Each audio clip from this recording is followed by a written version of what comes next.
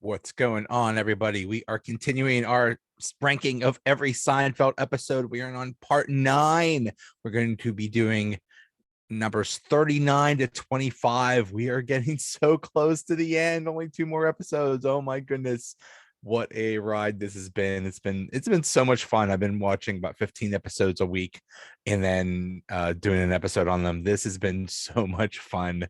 So let's get into 39 to 25. Number 39, The Voice from season 9. Kramer sets up a new company, Kramerica Industries, and hires an intern to help out with the day-to-day running of his fake large company.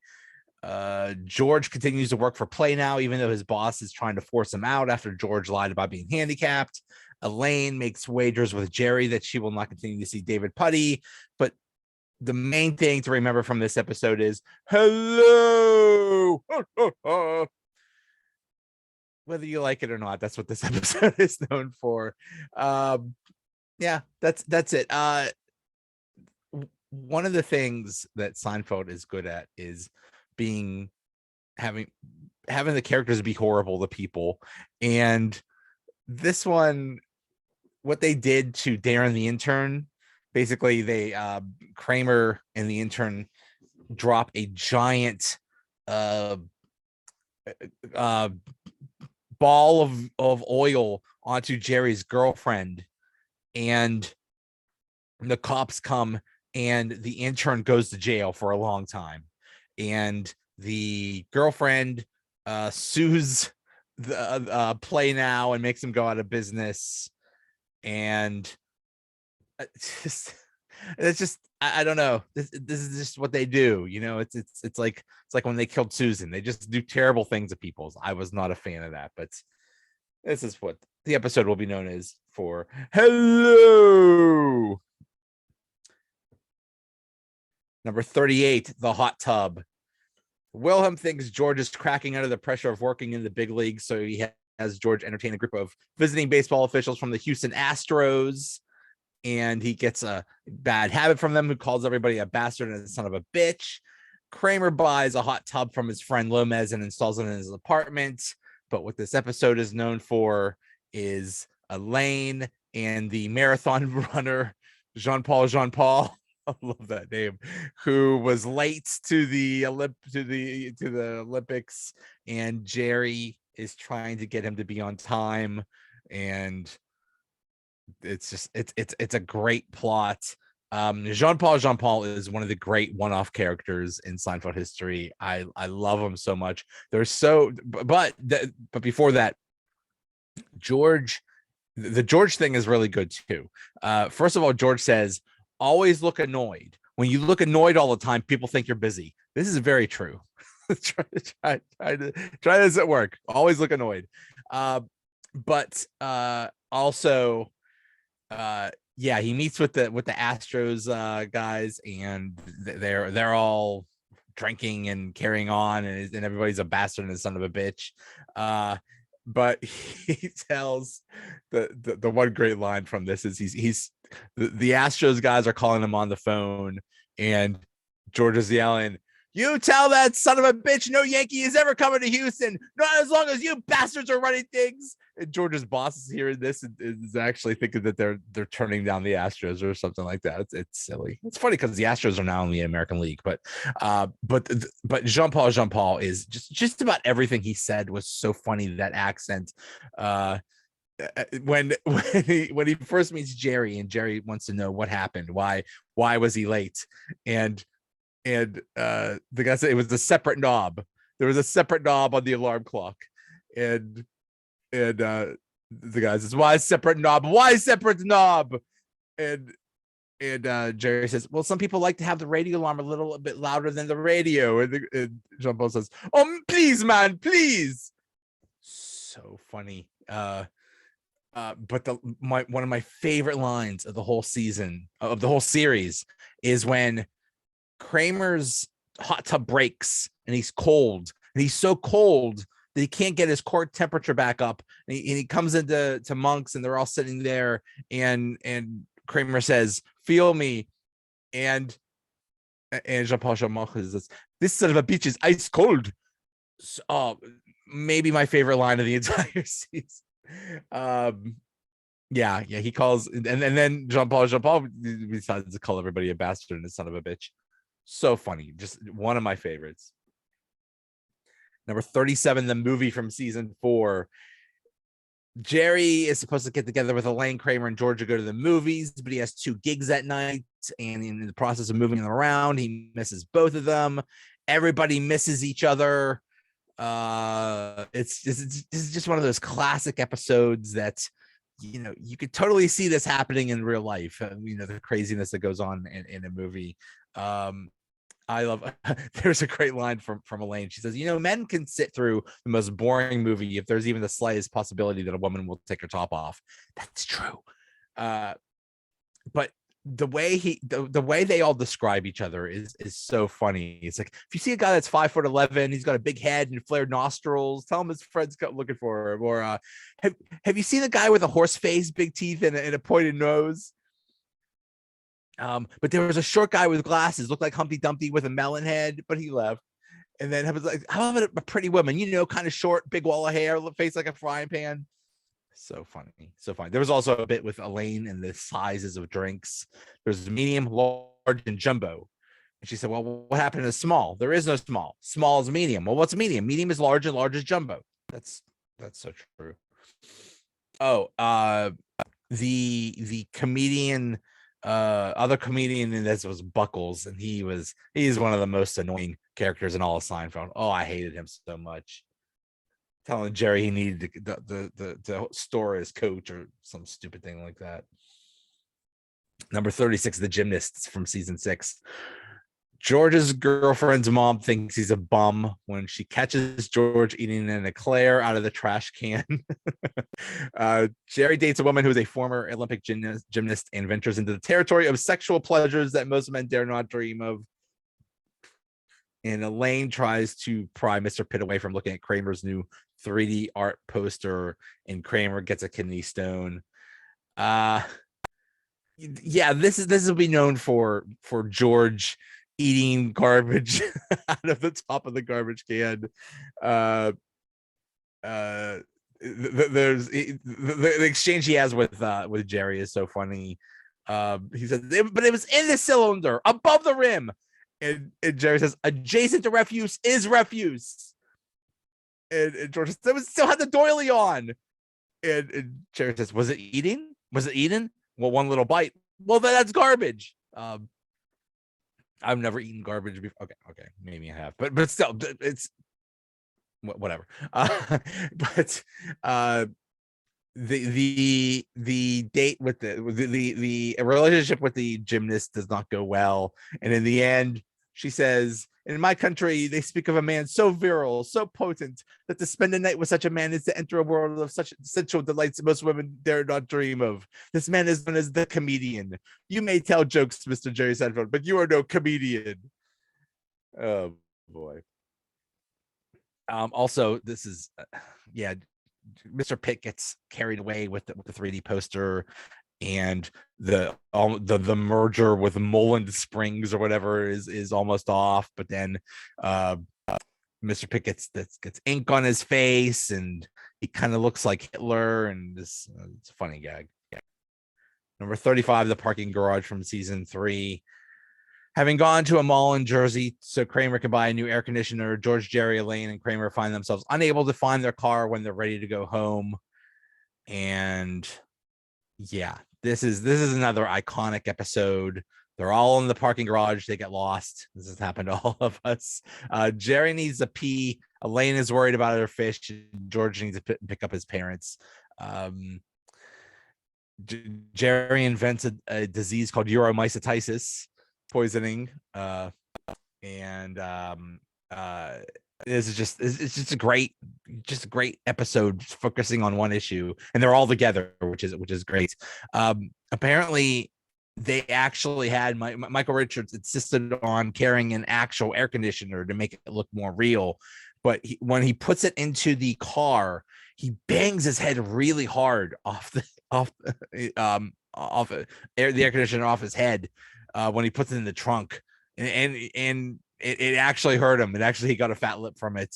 But at the end, they get in the car, they're ready to go. And I think the original scene was they were supposed to get lost in the, going around the parking garage, but the car would not start. So they just use that. They just use that. And if you look real closely, Jason Alexander just starts laughing like crazy. So that's just a classic episode. Number 34, The Package from season 8. Kramer tries to get a refund for Jerry's broken stereo. Newman accuses Jerry of mail fraud when Uncle Leo signs for the package and an explosion is heard. George gets involved with photo store Sheila when she accidentally slips an enticing photo in George's pictures, and George decides to send one back. And Elaine gets a rash and is barred from every doctor when she takes a peek at the medical charts. This is known for one thing: George almost naked, posing like he did. I'm sure you've seen it. I just ordered the poster. Actually, I'm hoping to get it for the next episode. It's classic. The timeless art of seduction, they called it. There was also a great bit between Kramer and Jerry about what a write-off is, and Kramer just keeps saying it's just a write-off for them, and they just write it off. And Jerry's like, write off what? And he said, Jerry, these big companies, they write off everything. And Jerry says, you don't even know what a write-off is, do you? And Kramer says, no, I don't, but they do, and they're the ones writing it off. Okay, can't argue with that logic. The thing with Elaine was stupid. They said her medical chart said she was difficult, and she tries to go to different doctors to get this rash taken care of, and she can't because she's labeled difficult. Uncle Leo gets involved and gets his eyebrows burned off, and she draws eyebrows on him, and then the doctor says, I don't like your demeanor. You're being difficult. And Uncle Leo's like, difficult demeanor. That was pretty funny. But yeah, this is just a classic episode for one scene, one thing, George and the pose. Number 33, The Dinner Party from season 5. En route to a dinner party, Jerry and Elaine stop off at a bakery to get held up when the bakery runs out of what they want to purchase. George and Kramer stop off at a liquor store to buy a bottle of wine and have a hard time picking one out. This is the one where George wears the Gore-Tex jacket. It's Gore-Tex. Love that. They're smacking him like crazy because he wears this giant puffy jackets. This is just they want to get chocolate babka, but they're out of chocolate babka, so they get cinnamon babka, and Jerry goes crazy, but there's cinnamon babka is not lesser anything. He says again, lesser babka, I think not. And also, this is the one where Jerry talks about the black and white cookie, and he says, you want to get some black and some white in each bite. Nothing mixes better than vanilla and chocolate, and yet somehow racial harmony eludes us. If people would only look to the cookie, all of our problems would be solved.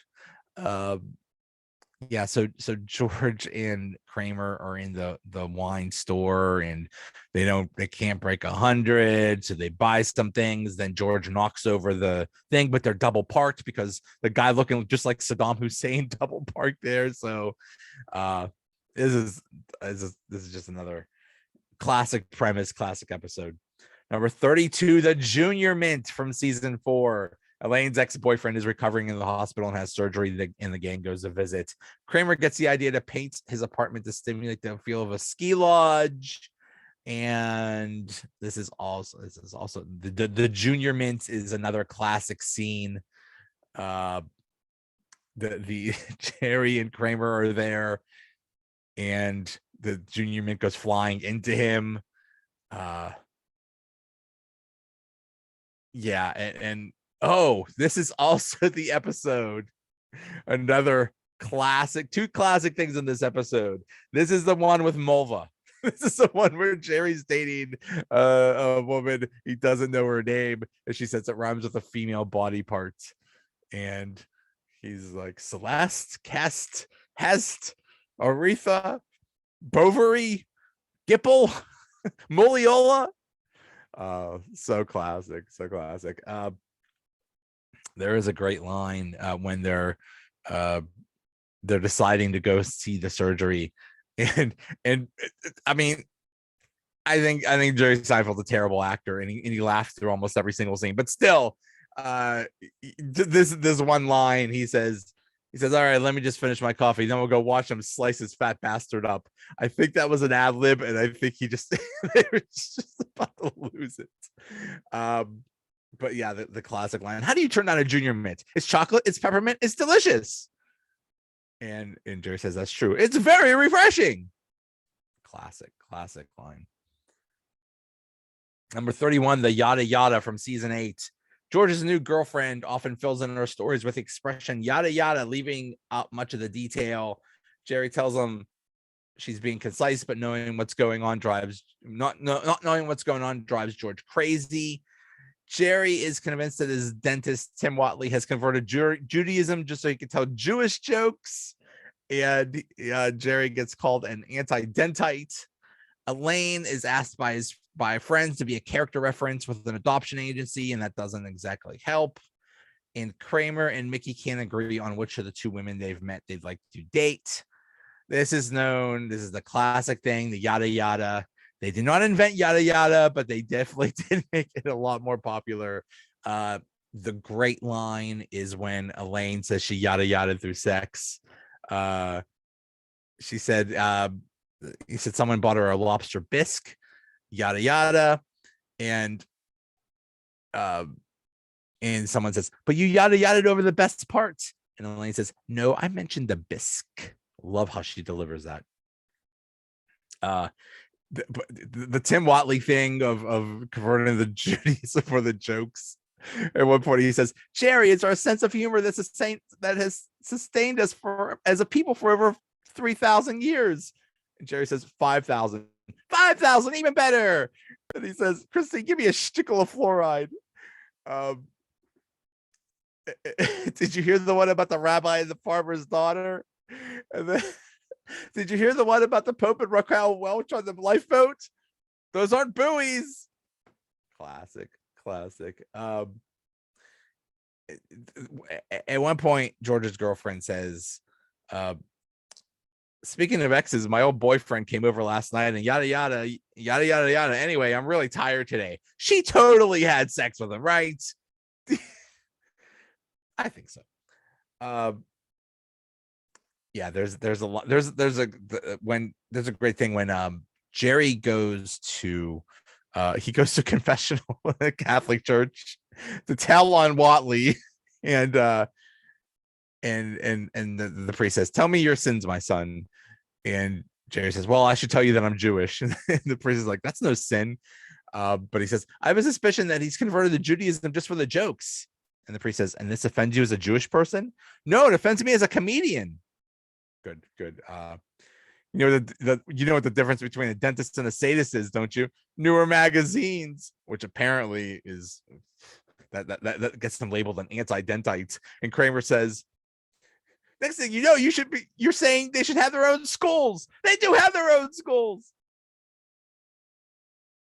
Number 30, the alternate side from season 3. Jerry has his car stolen and even speaks to the thief. He tries to run a replacement, but learns that it isn't quite simple as it would be. George is intrigued to learn that there's a man in Jerry's neighborhood who earns a living by parking everyone's car and moving them when required. And George thinks he could do that. Everyone is a bit jealous when Kramer gets one-line speaking part in Woody Allen's new movie, and Elaine dates an old guy that has a stroke. A lot of classic stuff here. Basically, two main classic things. The first is, "These pretzels are making me thirsty." Classic line. But also the scene where Jerry goes to rent a car and they tell him that they don't have a car for him. And the classic line, which is, "See, you know how to take the reservation. You just don't know how to hold the reservation. And that's really the most important part of the reservation, the holding. Anyone could just take them." So and she says she's going to go talk to the manager, and uh Jerry and Elaine are saying, "Oh, she's just pretending to have a conversation," which is true. I believe that that's actually what happens. They just pretend to talk and not really say anything. But she comes back and says, "We have a blue Ford Escort for you, Mr. Seinfeld. Would you like insurance?" And Jerry says, "Yeah, you better give me insurance because I'm going to beat the hell out of this car." Uh, but the worst thing, this is actually, I think what the actors have said is like one of the worst things they've done in the whole series is the old boyfriend of Elaine's. She was just about to break up with him, but he has a stroke, and she's in Jerry's apartment, and they can't call they call an ambulance, but the ambulance doesn't come because of all the movie and the George stuff. But yeah, the guy having a stroke, everything involving with that is not a fan. Not a fan. Number 29, the comeback from season 8. George gets insulted by a coworker named Riley during a business meeting with the line, "Hey George, the ocean called them, they're running out of shrimp." He plans to get back at him with the drugstore comment, which all his friends try to change. Jerry buys a new tennis racket from Milos, and Milos is actually a lousy player, and there's something with his wife and sexual payola or something like that. I don't know. So there was that. There was also Elaine is renting videos from Vincent's pics, and falls in love with Vincent, even though Vincent is a 15-year-old boy. And Kramer asks Elaine to act as a witness to, quote unquote, pull the plug if he ever goes into a coma, because he watches a movie called The Other Side of Darkness. So obviously this is known as the one with the drugstore. Well, the drugstore called them, they're running out of you. And then so he goes to use that line, but he finds out that the guy moved to Akron and for Firestone or something like that. So he travels to Akron just to use the line.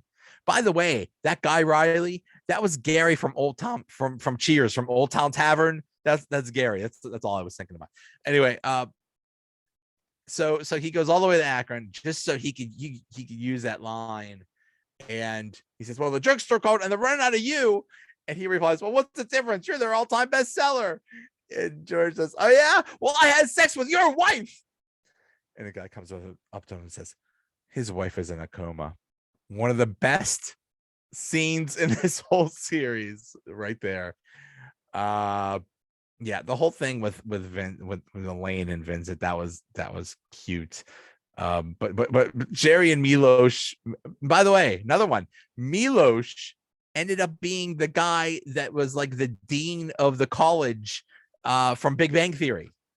So weird that these he looks totally different too, but yeah, that was silly. Apparently when they filmed that, the tennis facility actually like flooded and actually almost hurt a lot of people because it rained really bad. So anyway, that was number 29. Number 28, the implants from season 4. Jerry can't help but wonder if his gorgeous new girlfriend Sidra's breasts are real or implants. Elaine tells him she's sure they're fake and then decides not to see her again. And then an encounter in the sauna leads her to think otherwise. George must attend an out-of-town funeral and does his best to get a discount on the airfare. Then the mourner catches him double dipping. Kramer saw Salman Rushdie at the health club. This is, they're all in a sauna. Jerry, George, and Kramer says it's like a sauna in here. I always say that. Not that I'm in saunas that much, but still, that's another classic line. But this is known for two things. The double dipped, where Timmy says, "You dipped a chip, you took a bite, and you dipped again." That's like putting the whole mouth right in the dip. Yeah, don't double dip. That's disgusting. And also for Sidra saying at the end, which was an ad-libbed line, by the way. She said, "And by the way, they're real and they're spectacular." Um, there's also a good line where Kramer asks to borrow Jerry's bathing suit. Ew. And Jerry says, I don't know, my bathing suit, that's a little familiar. I don't want your boys down there. And Kramer says, what's wrong with my boys? And Jerry says, your boys should stay in their own neighborhood. Okay. Number 27, the notes from season 3. Elaine and George are fascinated to learn that a massage from a physical therapist can be claimed on health insurance if they have a doctor's note. Jerry offers to get his dentist friend to provide a note for them. Jerry has his own problems with the masseuse who now fears he's a child molester. And Kramer saw Joe DiMaggio at Dinky Donuts. This is I believe this is the first episode of season 3. And they did this thing at the end, at the beginning, where it's, you have the regular Seinfeld theme, doom, doom, doom, doom, doom, doom, but they had this. I think they just did this for one episode because it was so horrible. It was just every once in a while you hear, hey, like a choir of women say, hey, it was horrible, absolutely horrible. It was apparently that was Jerry's idea.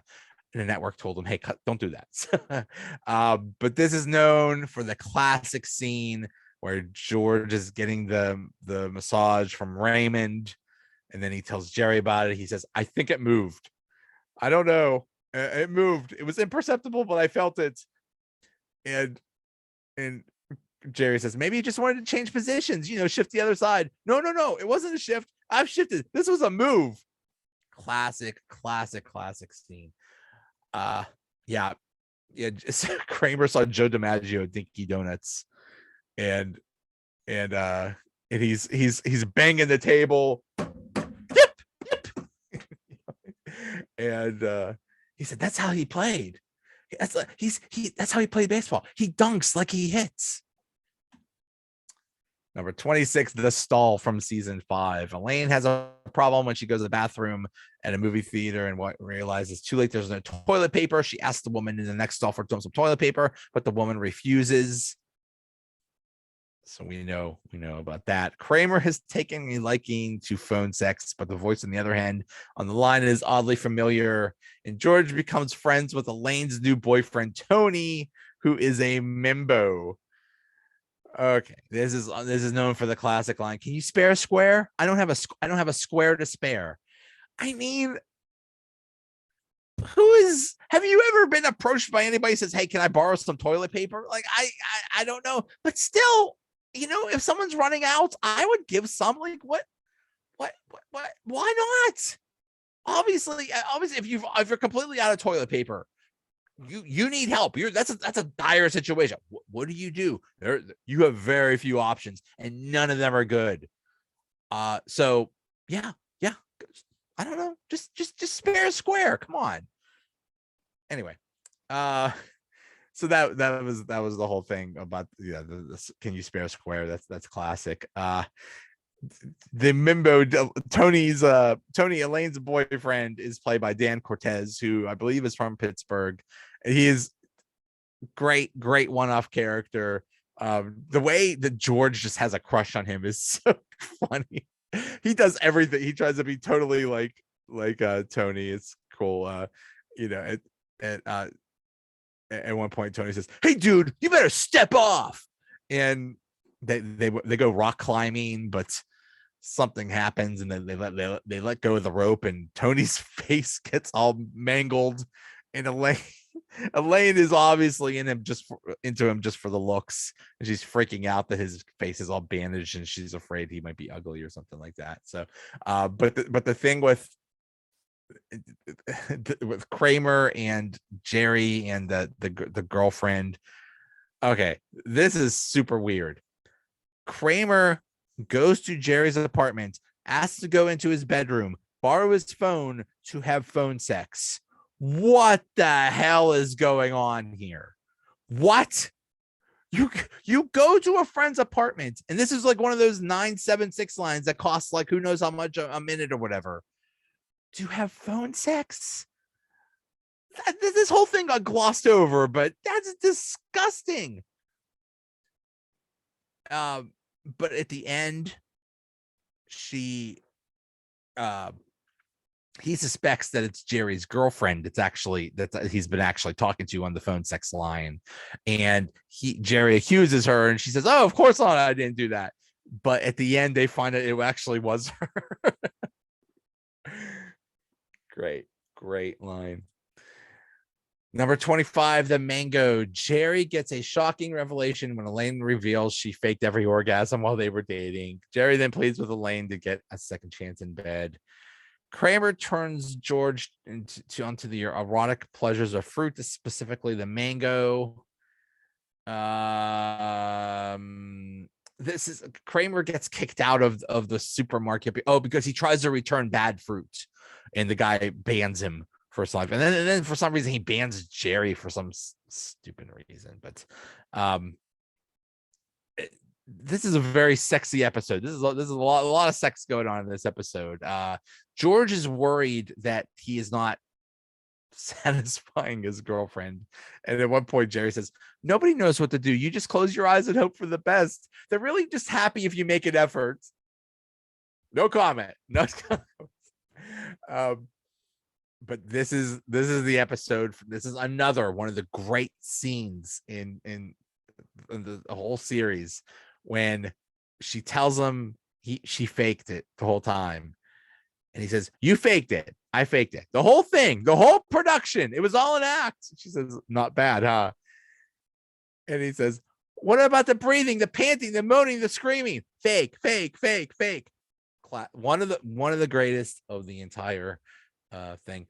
By the way, mango is actually a natural aphrodisiac and is known as natural Viagra. So there you go. You learn something new every day. In the end, Jerry obsesses with it. He obsesses with it so much that it almost ends the friendship with Elaine. They return all their stuff, and finally Elaine says, "All right, let's go. Let's have sex. We have to have sex to save the friendship." And Jerry says, "Sex to save the friendship." And then, of course, he doesn't even he doesn't even do it right. So anyway, but that is it for this part. The next one is numbers 24 through 11, and then the final one is the top 10 episodes. Oh boy, we are so close. I believe this is part 9. So thanks for watching and listening. See you later.